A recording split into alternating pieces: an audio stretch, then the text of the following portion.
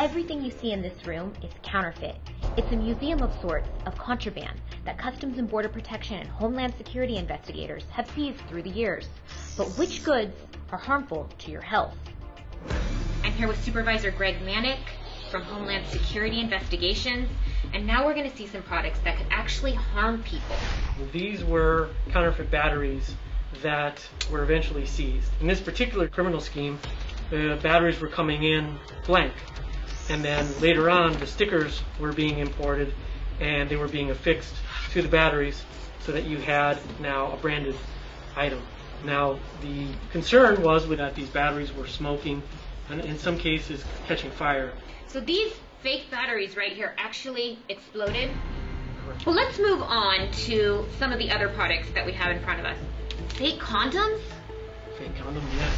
This was a particular seizure that was not too long ago that contained both counterfeit condoms and counterfeit Viagra. And so that particular individual was placing sometimes 3 times the active ingredient in those pills, and it was leading to impotence. The fake condoms in this particular case did not involve a criminal investigation, but obviously are a concern. There is no due diligence with regards to how effective they are, and obviously that's a concern for STDs and unplanned pregnancies. You've probably seen it all being with Homeland Security Investigations. What other threats are there to consumers? Well, what I would tell the consumers is what I would tell my family. Anything that you put in your body, anything that could harm you, electronic devices that could explode, be careful. The term caveat emptor comes up quite a bit. If a deal sounds too good to be true, it probably is.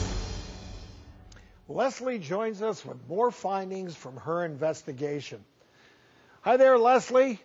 Hi, guys. Leslie, how are you? What's up? Another great expose. So, what surprised you the most from your inside look at our government tackles counterfeits?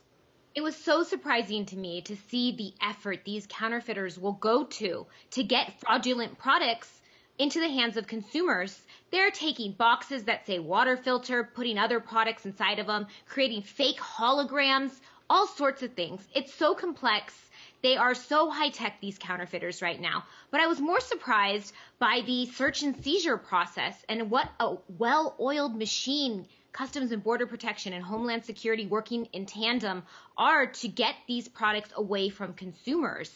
And you got to think about the sheer volume that e-commerce has created of products. They're processing hundreds of thousands of products every day. Just Long Beach Seaport alone, which I visited, that's one of the biggest ports in the nation. Nearly 50% of all of our products come through there. And it's also ground zero for counterfeit goods.